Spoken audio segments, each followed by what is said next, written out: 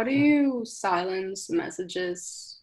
Are you on a Mac? Yeah, Go to the upper right-hand corner, yeah. three bars with three dots. Click on that, scroll up, and then do not disturb. Oh, I see it. Thank you. Yep. Okay. And then we will wait and start about 2 minutes after. Um, and Morgan put the link on Instagram, so that should be available for people. Yay, we love Instagram. All right.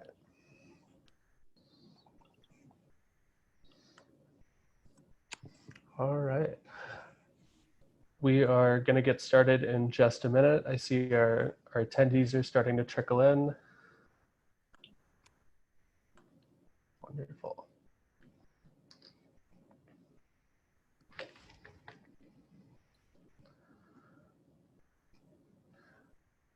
Okay. Alyssa, Lara, you're both good to go? Amazing. Wonderful. Okay. Then let's get started. My name is Jackson Ullman. I'm an orientation coordinator. I use he, him, his pronouns, and I'm a member of the class of 2021. Thank you so much for joining us today for our Orientation Plus programming. Today, we have invited Alyssa Erding and Laura Botero to join us to talk about sustainability at Mac and what that kind of entails. Alyssa, would you like to start us off today? I will absolutely do that. Hi, everyone. Thanks for being here. So yeah, my name is Alyssa Erding, and I use she, her for pronouns. I'm the Macalester Sustainability Office Coordinator, and I'm also a Mac alum, so that's fun.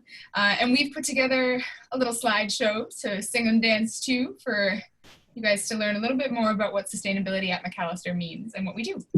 Oh, I can't use that button. That's right. Great. So this is where we are. We're doing introductions. This is me. So I'm a Mac alum. I studied a lot of different things at Macalester. I ended up graduating with a degree in environmental studies. Before that, I was a geology major for some time, a biology major for some time, a Hispanic studies major for some time, and also a studio art major for some time. So fear not that you have to select something and stick with it. You can certainly move around. And I actually declared my major in environmental studies the first week of my senior year. So I switched a whole bunch of stuff around and still graduated in the time frame that I was hoping for. So everything worked out. After graduation and sort of a little bit in my senior year of college, got really interested in the idea of zero waste. I'll talk a little bit about what that is and how it relates to sustainability. And one of the biggest things I did there is I started a consulting business after graduation that was for zero waste. Initially, we wanted to work with restaurants to help them reduce their food waste, and that didn't totally work out. So we changed some things, did some things differently, and it's currently kind of on the side burner as I'm also back in school for shiatsu bodywork. So right now I'm learning how to be a shiatsu practitioner. I'm almost done with my program. And that kind of stemmed out of my love for yoga, and I also am a yoga instructor. So those are just some fun facts about me. You actually might see me as well in the athletics department. I do teach for some of the athletic teams there, and sometimes one of our health and wellness programs. So you might see me there. And outside of the things that I do that I consider work, which are also very fun for me, I love to rock climb and go biking. I'm a Star Wars fanatic. I got a puppy this spring, and his name is Kylo, solely named after Kylo Ren. And the most important thing that you need to remember is that Chocolate Babka is going to be your new best friend once you get to campus. Right across the street from one of the major intersections is Breadsmith, and they have an amazing chocolate babka roll. It's like this chocolate cinnamon roll deliciousness. Anyways, it's important enough that I put it on my list of things that I'm interested in. So that's me, that's who I am. And this is sustainability and what sustainability is. So the first definition here, simultaneously meeting the needs of the present generation and ensuring the ability for future generations to meet their own needs, is a really widely used definition for sustainability. it's really common for people to understand sustainability as caring a lot about the environment and doing what we can to protect our natural spaces. And that is definitely a piece of sustainability. And there are at least two other equally important pieces, which the UN aptly points out here, which are economic growth and social inclusion. So sometimes you might hear sustainability spoken about as kind of like a three-legged stool. And if you take one or two of the legs off, of course, the stool isn't going to function anymore. It will tip over. So it's a balance of talking about environmental protection and economic growth and social inclusion. And that is what we are striving for in the Sustainability Office at Macalester. And we also recognize that historically, a lot of perceptions about sustainability have been that it is really about saving the environment, which is partially true, and we're working to change that narrative. One of the things that we are focusing on right now is environmental justice and environmental injustice. And in order to understand what environmental justice is, it's a little bit helpful to think about what injustices are in terms of environmental policies and actions. So these are some examples. Communities that face a disproportionate amount of environmental risks like air pollution or noise pollution or extractive economies like different mining operations and things like that. Those are often communities who are sort of divided up upon race and class discrimination lines, whether it's redlining or historic policies in placing certain demographic groups in certain areas, or the ability or inability of a community to advocate for itself, or the inability for the people who are listening to the community who's trying to change something to be able to see their side of it or to actually value their opinions as much as their own. So what I mean by that is it's very common that, of course, who sits on city boards or who sits on whatever governing body is deciding where, for example, a landfill is going to be placed. It's very common for that makeup to look a lot like white folks. And it's very common for those landfills then to be placed in neighborhoods that are predominantly Black or Latinx or low income or any number of sort of underrepresented communities. And so that's another example of environmental injustice is when affluent communities like the United States, for example, at large, sends or pushes their environmental costs to other places so that they don't have to deal with it themselves. So for example, we send a lot of our waste overseas to be processed. And then when individuals are excluded from conversations, so that's kind of the idea of improving the quality of life around them, where do you locate the landfill, et cetera, et cetera. So a couple of very impactful pieces of information about environmental justice. Oh, I didn't realize this was so grainy. So this is a picture of a landfill in India, and this is a massive landfill. It is somewhere where you can clearly see there's a housing development here. This is where people live, and a lot of this trash is coming from more affluent countries like the United States. I can't say exactly if Macalester's, well, I know that Macalester's trash doesn't go here. I don't know which parts of the US go here. It's a very complicated process of sending waste around and shipping it to people to be processed. But this is just one example of an environmental injustice. Another one closer to home, also a fairly grainy picture. So this is the Hennepin Energy Recovery Center. We call it the HERC. And the HERC is a trash incinerator located in Minneapolis. Macalester's waste goes to a facility that's really similar to this one. The city of St. Paul's waste and Macalester's waste goes to kind of a sister facility to this in a different city in Minnesota. This one collects all the waste from Hennepin County, which is where Minneapolis is located. St. Paul is in Ramsey County. And this is located right next to the Twins Stadium, Target Field. Twins are our baseball team in Minnesota. And this incinerator is located in a community that is historically Black and historically Somali. And the incinerator operates 24 hours a day. The rates of asthma and other respiratory problems in that area are a lot higher, as is really common in lots of communities across the world. And the only time that they turn this off, I said it operates 24 hours a day, the only time that the incinerator is turned off is when there are Twins games. So there's a huge disparity there when you think about it. When mostly affluent, mostly white folks go to watch a baseball game, you turn off the trash incinerator and the rest of the time it's operating. I toured the HERC a few years ago, and the tour guide that I had said to me and said to the group that the main priority of a facility like this, and he was specifically talking about the Hennepin Energy Recovery Center, the main goal is to just reduce the volume of trash that gets landfilled rather than to produce energy. So because there is some energy that can be captured from burning waste, it sometimes is considered to be a renewable energy source, so people call it waste to energy, and that is not the primary goal of these facilities. The primary goal is basically to take an amount of trash that is, yo big, burn it so that the ashes are about this big, and then the ashes get landfilled. So this is another example of an environmental injustice, which leads us to what environmental justice is and what we are aiming to work towards in our sustainability office and in the larger sustainability movement overall.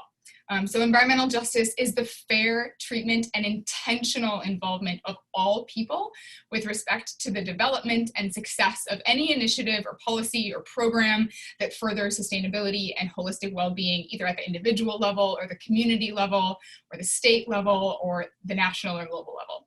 So really intentional involvement of anyone and everyone must have a seat at the table, and all perspectives must be included. We are working in the sustainability office to move forwards from where we are with an ethic of environmental justice in everything that we do. So like I said, there's been a lot of historical, it's been true in history, lost my words there for a second, that sustainability has been all about saving environments and protecting natural areas, and that's important, and we know that there's a lot more to it than that. So I am fairly new in the office. I started in March, and our Director of Sustainability, Christy Manning, is also a professor in the Environmental Studies Department. She is also fairly new in the director position. She started in January of this year. She's been at Macalester for like more than a decade. And this is the mission and the vision that we inherited. So the current mission of the office is to be a catalyst, conveyor, and champion of urban sustainability ideas and actions across and beyond campus.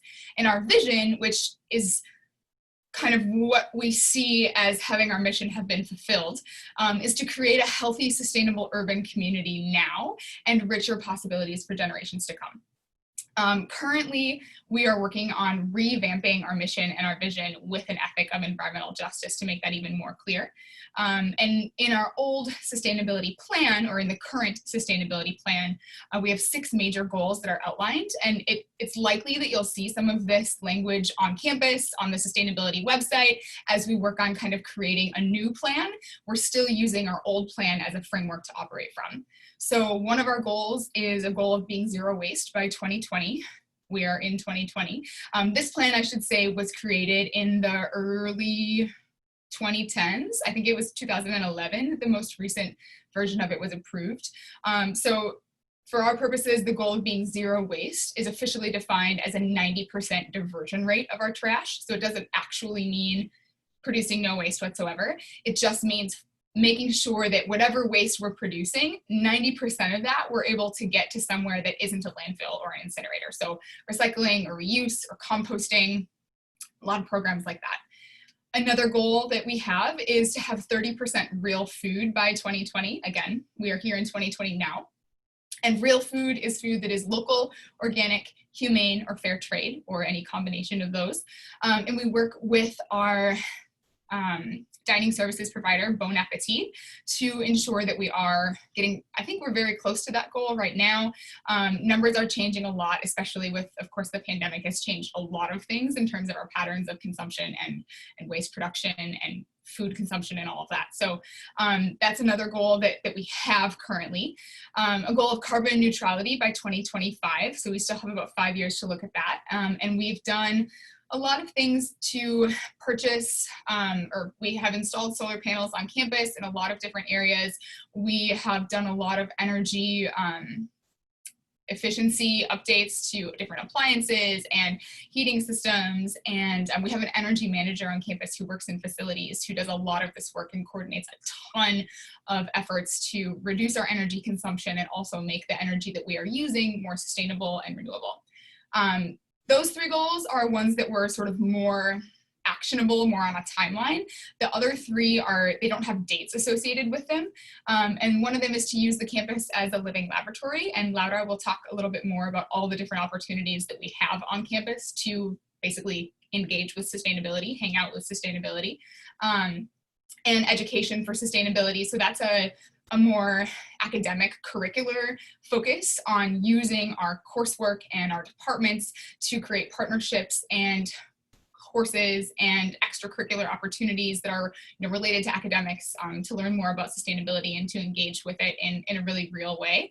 And then last and not least is a goal for urban sustainability. And you even saw that in our mission and in our vision statement.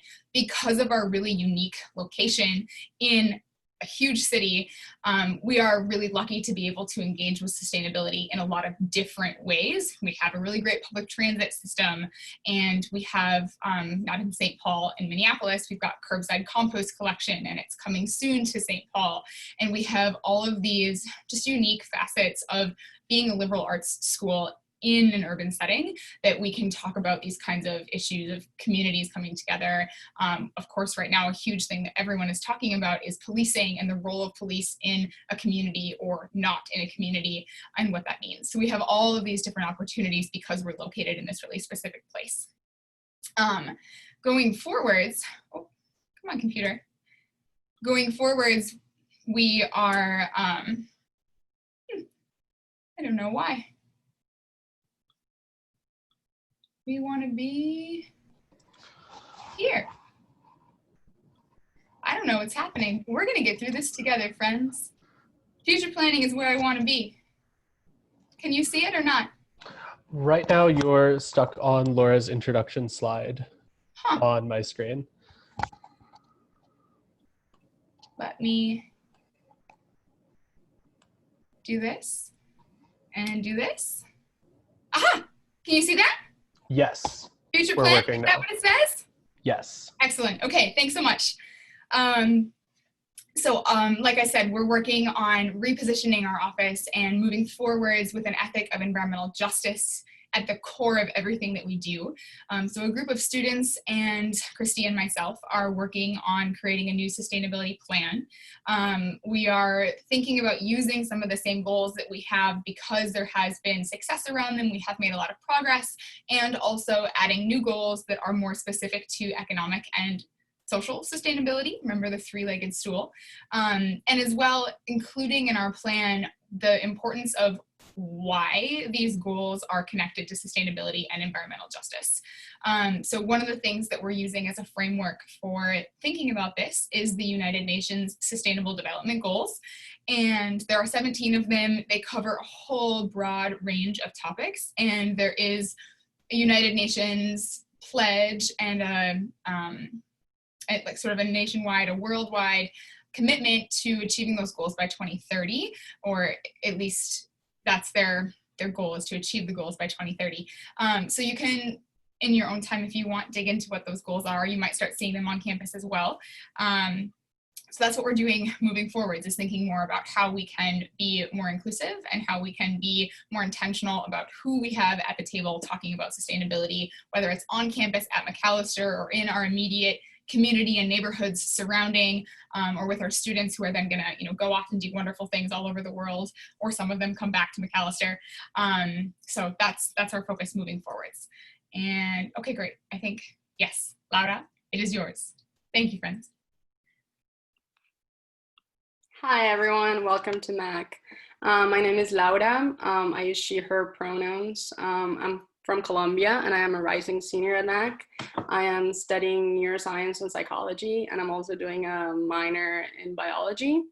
And then right now I'm working in the sustainability office as a student worker, and I'm also doing some work on research, specifically related to the psychology of climate change.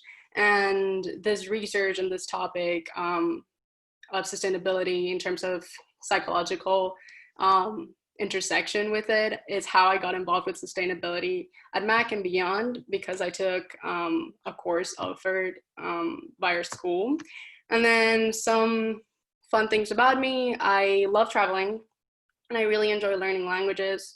I also really like photography and soccer and dancing, which is a huge part of my cultural heritage, and it's very, very big in the city I come from, which is Cali, the world capital of salsa.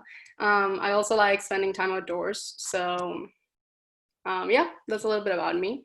And now I'm going to talk to you about some of the sustainability programs that the Sustainability Office supports here on campus.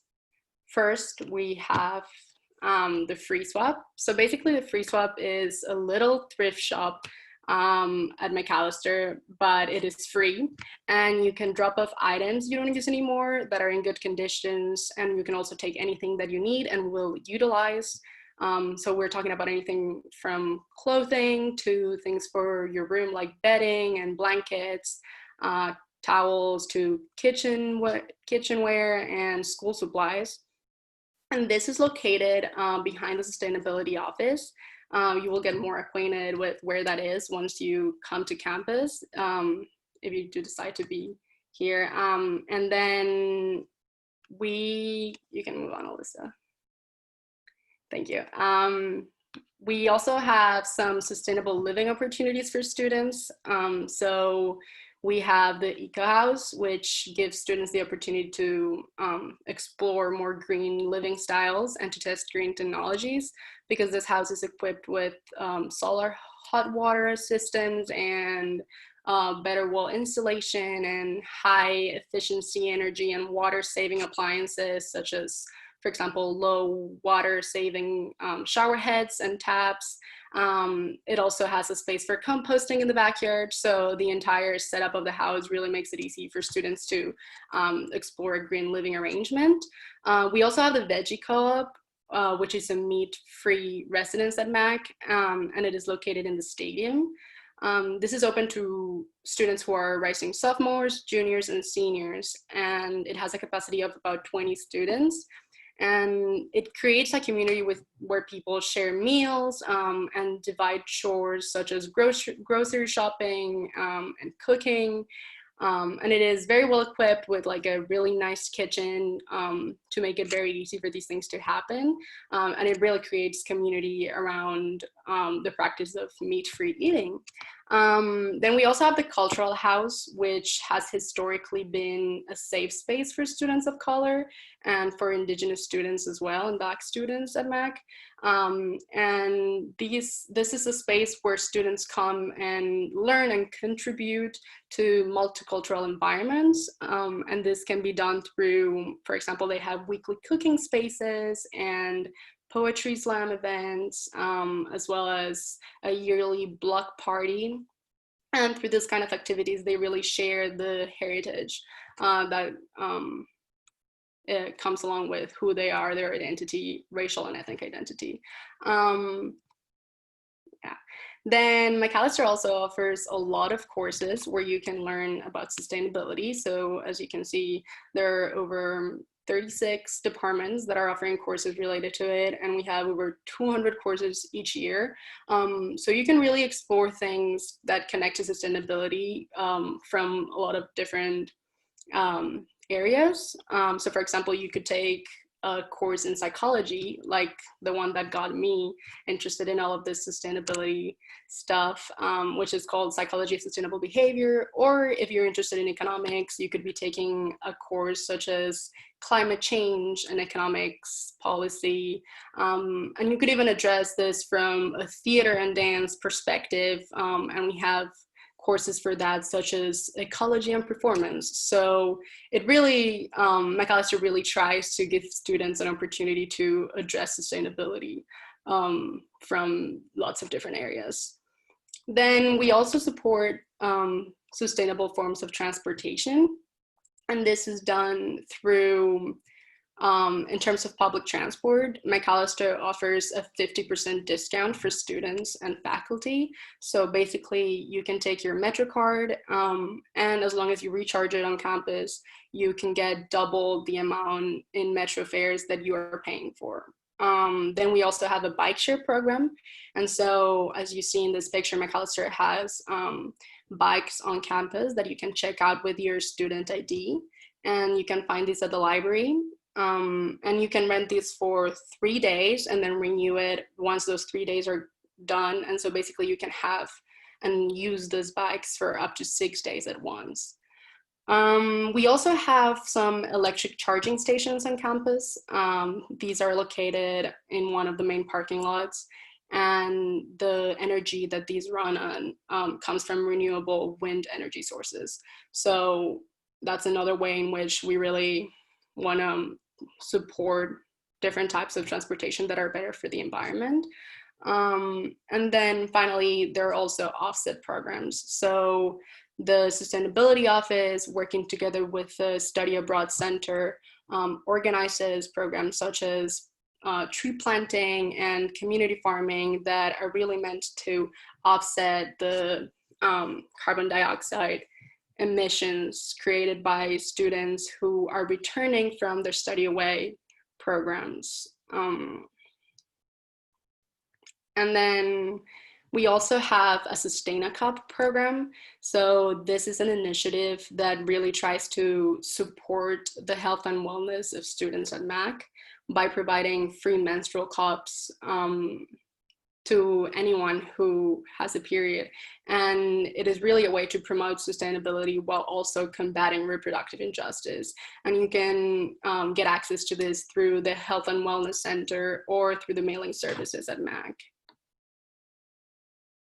And then here are some easy ways that you can get involved through some orgs that we have in MAC.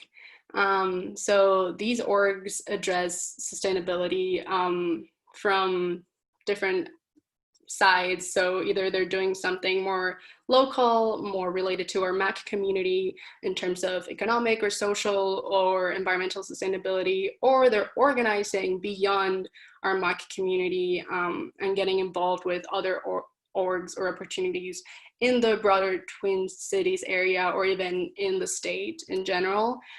So these are just a few that we put out there. So you have the MAC Sunrise Movement, you have the MAC Cares org, MAC Feast, which works with Bon Appetit, which is our food service at MAC. And so what they do is they take some of the leftovers and repurpose them.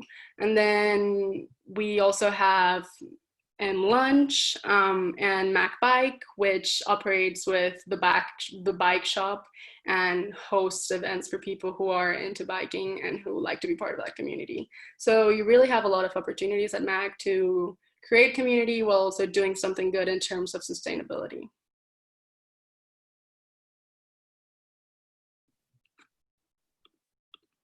I promised I would talk about the Small Project Fund. So another way to get involved with sustainability on campus is that we have a lot of sustainability student worker positions available for folks who have work study. And you can work in the sustainability office over the semester or over the summer, like Laura is working with us this summer and will be this semester as well. So that's one way to get involved. Another way, if you don't end up having a student worker position, or if you just have an idea one day for a project that you want to tackle, we have this fund through the Sustainability Office that offers grants of up to $1,000 for any project that a staff member or a faculty member or a student proposes to us. So you can apply for these through the Sustainability Office website. You just go to the Macalester's website and search Small Project Fund or search sustainability, and you can find it there. And we have done some really interesting projects like this in the past from this fund. It's been going for several years, definitely longer than I've been around at Macalester. And some of the things that we've done is introduced reusable clamshell containers to use with our dining services. So basically you bring a reusable container to get your to-go food in and then swap it out the next time. It's a program that we're actually re-implementing this upcoming year. When it was used for the Small Project Fund was several years ago, maybe probably over 10 years ago. And then we've got some other fun ideas that have happened on campus too. So if you have an idea, you want to bring a speaker to campus, or you want to implement something on campus, or you want to host an educational event, this is an opportunity to do some of that stuff. And you can find the details on our website as well. So let's see if I can use my, nope, can't. Great. So these are some ways you can keep in touch with the Sustainability Office and with some of the things that we are doing on campus. So we've got an Instagram account, sustainable_Scott. We've got a Facebook page, just search Macalester Sustainability Office. We have a Twitter, sustainable_Mac. Most of our content that we share on one platform is also shared to the other platforms. And then if you have specific questions, feel free to either send us a message on any of those platforms, or you can email sustainability@macalester.edu. You will be emailing me. I will respond to you. But if you have questions or ideas or anything, you can always feel free to get in touch with us that way. And once we are in a place where we're on campus together, we are located in a building that's close to admissions. We're in a residential looking house that is owned by Macalester on Lincoln Avenue. So that's another way you can stop in when you're able to stop in, when we're all able to stop in, and just say hey. And that's where the free swap is too, like Laura mentioned. So that's all that we have for you officially right now. And I'm very pleased that we got it at 30 minutes on the dot. Any questions that you have for us, we'd be happy to answer them.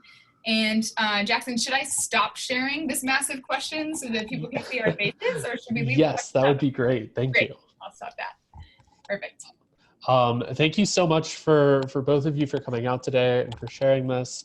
I haven't seen any questions in the chat. I made sure to post all of your contact information in the chat. And then for those of our audience members who will watch this as a recording, I'll make sure that information is also posted in the comments or in the description of the video once that goes live. But while we wait to see if any questions are going to come in, I did have a few things that I wanted to ask each of you, if that's all right. Yeah, absolutely. So I remember, Alyssa, you mentioning how your path to becoming an environmental studies major was, I don't want to seem rude when I say this, but a bit chaotic. Yep. How did you end up finding the environmental studies major? What about it really drew you in and took you in? And then also for Laura, you mentioned a class that was cross-listed with the psychology department, and I'd love to hear a little bit about your experience with that class and then how that led you to become a worker in the sustainability office. I think that the answer to your question for me includes the answer to Laura's question, because I took the same class and it had the same impact on me, although we took it at different times, of course. And so I'll let Laura talk about that class. And otherwise, it was really just finding a community. So I took part in a different course, my junior year, spring of my junior year, that was a sustainability seminar. And it was cross-listed as a political science and environmental studies class. We had two faculty members who were collaborating and team teaching the class to us. I think there were about 12 or 13 of us in class, and we came from all around campus, all different majors. I was a geology major at the time, interested in sustainability. And we talked about the history of sustainability, and we talked about sustainable development initiatives and all sorts of things. And it was kind of the first class that I was like, it was my first class where I felt very small at first, because I was like, oh my gosh, there's so much to know and I don't know. And I was just sitting there like big-eyed and like, wow, there's so much here. And it was a really wonderful time. And we ended up going on a camping trip at the end of the spring semester all together as like a bonding event. And during that camping trip, I read this book called Zero Waste Home that I just had from a weird string of events, and it felt like I was reading all things that were true in the world. And it was just like a how to be more sustainable and go zero waste, basically. And that summer, the course had a fellowship attached to it. So if you were in the class, you automatically had a 12-week paid summer job, 40 hours a week. And I got to work with an environmental organization in the Twin Cities on alternative forms of economic development in the Boundary Waters, alternative to mining. And that summer I worked with two of my classmates. in that organization and had just like an incredible time, and then got through the summer, was super stoked about it, arrived at the fall semester and was doing my homework for mineralogy. No, I wasn't doing it. I had the tab open for doing it. And I was reading ahead in the textbook for the class that Laura is going to talk about. And I was like, wow, if I'm reading ahead in this and my mineralogy homework is due in 2 hours and I haven't started it yet, I need to reconsider what I'm doing with my life. So I opened up all the tabs to see if I could fit the major into my schedule and what courses were offered in each semester. And I sent a bunch of frantic emails to professors, and a day and a half later, I had dropped my geology major and declared my environmental studies major and dropped most of my classes and picked up new ones. And the rest was history. And that's how it happened. That's such an incredible story. Thank you so much for sharing that. Yeah. I also like deeply relate to the idea of dropping all 4 classes at once to like suddenly pick up a new major. That's very consistent with my own experience. Well, thank you so much for sharing that. And I'd love to hear from you, Laura, about your experience with the psychology department and sustainability. Yeah, so at the beginning of my sophomore year, I took a class called Psychology of Sustainable Behavior.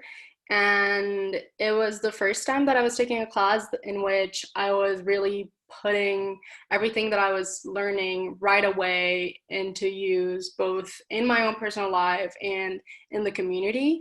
And that really attracted me. That was really interesting because I was really testing how the things that we were learning could create an impact and change my own habits and behaviors. And while as a psychology major, from a psychology standpoint, that was very, very fascinating. But also that really showed me that, although I had been interested before in sustainability and really making a change in the way we interact with the environment, which is how I perceived sustainability back then, only as like the environment.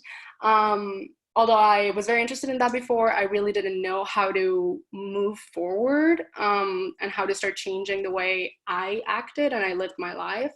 And so getting those tools from that class was really empowering. And it really made me feel like maybe if people knew or were helped in the same way that I was, maybe we could really start creating the change that we need. And so as I was taking my class, I was always discussing with my roommates everything that I was learning. And they weren't really into sustainability at the time.